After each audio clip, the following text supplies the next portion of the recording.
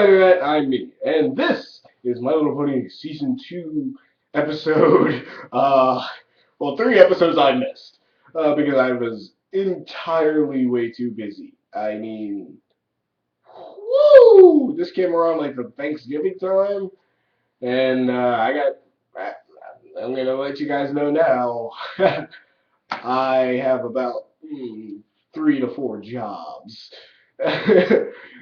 Two of those jobs are like on and off, like random time jobs, while like I have 2 normal jobs. So yeah, I almost couldn't watch the episodes this last few weeks. I was that busy.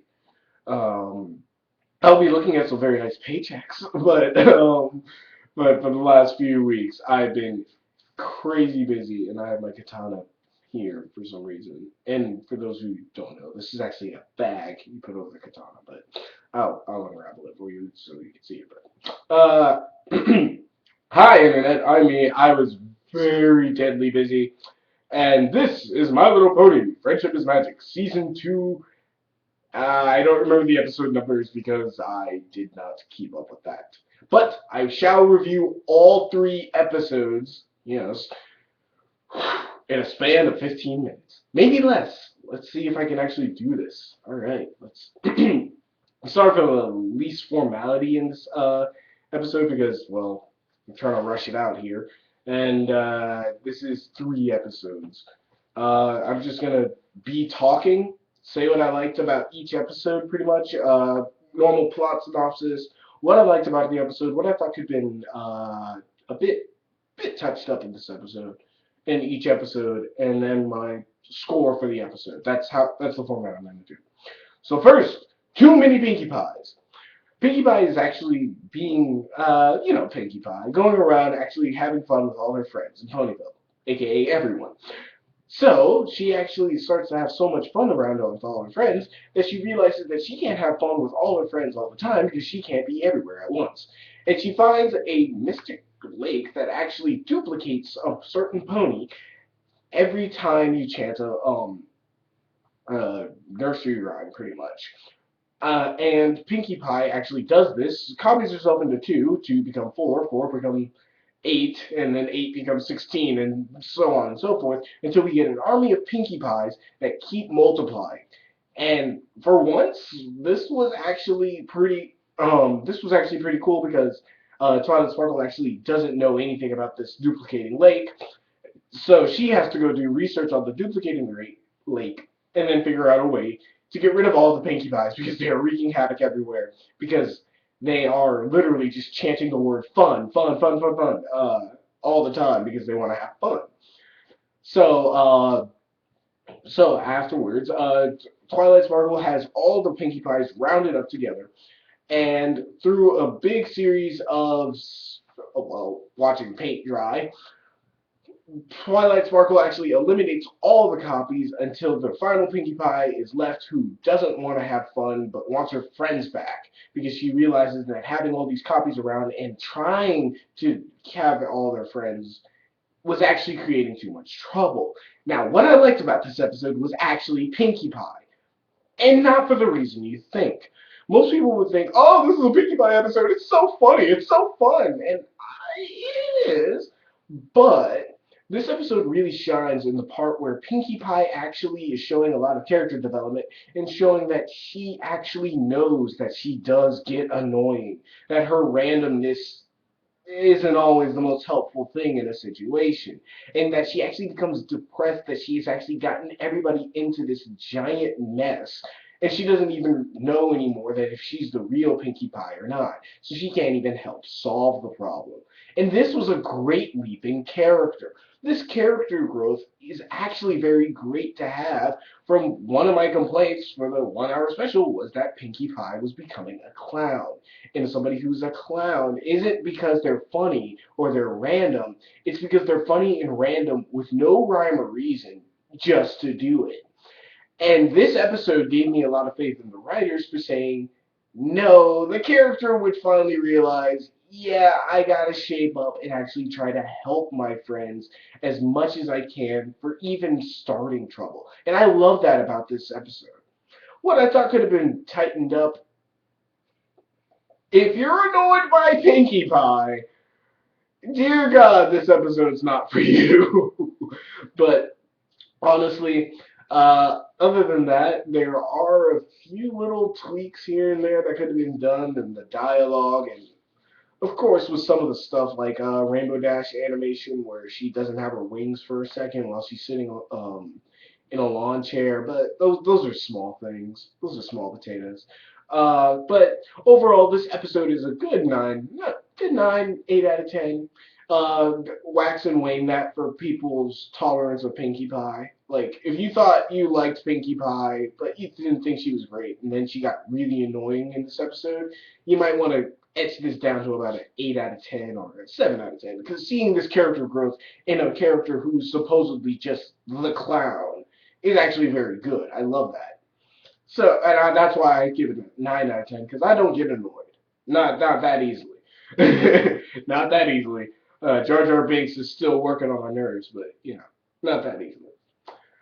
Okay, now on to the Cutie Mark Crusader episode. And yes, I know people know that I don't like the Cutie Mark Crusaders, but this episode was a bit different. Okay, the Cutie Mark Crusaders. Apple Bloom actually has her cousin Bevs coming in from Manhattan to visit. So when Bevs comes along and the Cutie Mark Crusaders realize that she doesn't have a cutie mark, they try to integrate her inside the Cutie Mark Crusaders to be a new club. But because of Diamond Tiara and Silver Spoon, the poor little Bevs actually decides to shack up with the Cutie Mark I'm sorry, not Cutie Mark Crusaders, but Silver Spoon and Diamond Tiara in favor of actually trying to be the bully instead of being bullied. And thus, the Cutie Mark Crusaders are trying to find a way to actually take down Bevs, but without telling anybody because they don't want to be a snitch. And actually, a very standard bully situation, and from a guy who's been bullied a lot. Honestly, the situation that could have been resolved if they, told, I don't know, Big Macintosh, Applejack, like especially Big Macintosh, because like Big Macintosh might have just like picked her up and like put her in a room and said, "Now don't you come out now," and then close the door on her because it's her cousin. She's sitting at her house. Like they can lock her in her room. It's perfectly normal. It's punishment. It's like, dude, you don't treat your cousin like that. But that's like that one small complaint about this episode. But in trying to get revenge on Bez for destroying their float for a parade, of which Pinkie Pie has a lettuce float. I don't know how she did it.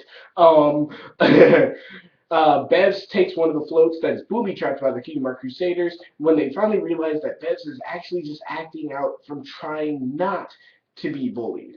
And so they save Bevs from the booby trapped float, which was just going into a pile of mud, and they just needed to take a bath anyway, so you can let it go. But they save her from the float. She's thankful, and they all apologize to each other and understand. Once they understand the situation of Bevs, they all actually just talk it out pretty much. And Applejack saying, "Why didn't you guys come to me?" And they're like, "Sorry," but it was a very good episode. I actually liked this episode a lot because of how the Cutie Mark Crusaders actually act. Because one, they act like normal kids. Normal kids, like once you say, "Don't be a snitch," and some adults, he says, "Don't be a snitch," inward. Sorry. Uh, they don't actually take care of the situation the easiest route because they don't want to be a snitch. I'm like, dude, your solution's right there. But yeah, I've actually been through that, but instead of telling a teacher, but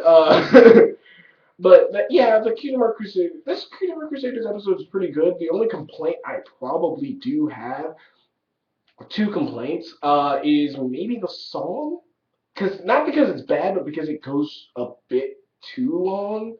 I don't know, like it shaved like 30 seconds off there, and like I would have been good. Mostly because it reminds me of I from the Dexter's Laboratory. If you don't know it, Google it. It is a freaking amazing song. I loved it. Like your eyes hypnotize. So why do you stay by my side? Yeah. Anyway, sorry, can't get distracted. Got three more. I got another episode to review. But yeah. So That was going a bit too long, and the Sweetie Belle being covered in golden, like, luster glitter. They cover her in glitter. And for a second, that shot gets pretty unfreaking comfortable to the point where I thought that guy from like NBC News or like that from the To Catch a Predator was just gonna come in and say, have a seat over there. Have a seat. I'm like, no, no, I have my Chips Ahoy here. Like, I have my Chips Ahoy. I'm not a pedophile. No, I just like Chips Ahoy. But no, that did kind of make me go, animators. That shot is a bit too long on a lustery gold pony's child's butt. Yeah, no, don't do that again. And final episode. This that wins an 8 out of 10 because it does have its problems. It's again a Cutie Mark Crusaders episode, but though it's a better Cutie Mark Crusaders episode, and probably my favorite Cutie Mark Crusaders episode ever, it still has its problems. And again, that scene is very uncomfortable to sit through, especially when you're with family. And you kind of can't just watch like a clip and you're like, oh, this is adorable, this is cute, this is a nice little PSA for bullying, and then pony butt. But yeah, that just kind of killed. That just kind of knocked it down for me. But it's an 8 out of 10, nevertheless. It's still a good episode. Don't worry about it. Now, final episode where the return of Trixie, the great and powerful Trixie. Anyway, Trixie comes back, buying an amulet, the Alicorn amulet, which opposed to fan speculation, is nothing to do with King Sombrero. I mean Sombre. Sorry.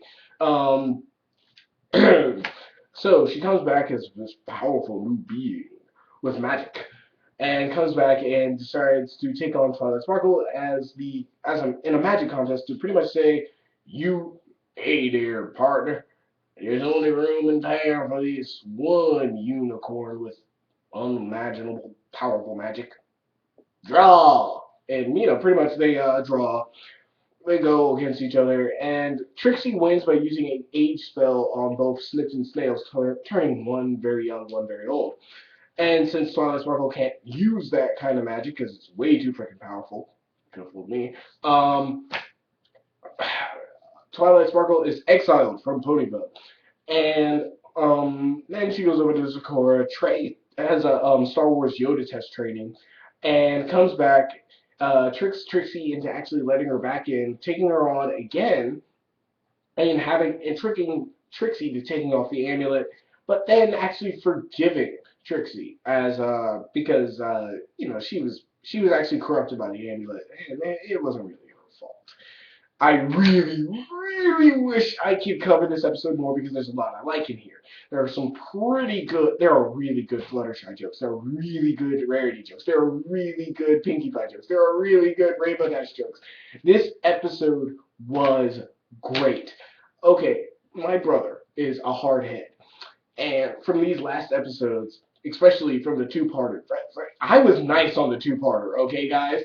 My brother was hard on the two-parter. He was hard on it. Like, he's like, this season sucks. And, like, he's a Marine too, but, like, he's like, this season sucks. And then, like, the episodes prior, he was just like, whatever, whatever. And then this episode happens, he's like, finally, season 3's here. And I'm like, yeah, this episode was that good. It was really good.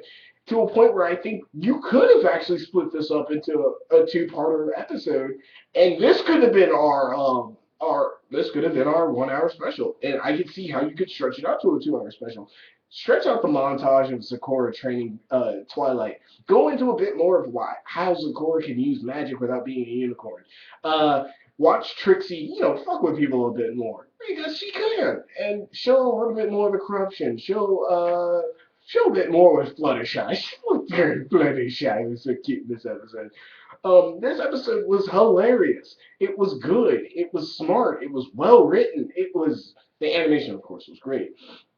And of course you could have explained why Celestia was coming in from like Saddle Arabia with like 2 other adversaries.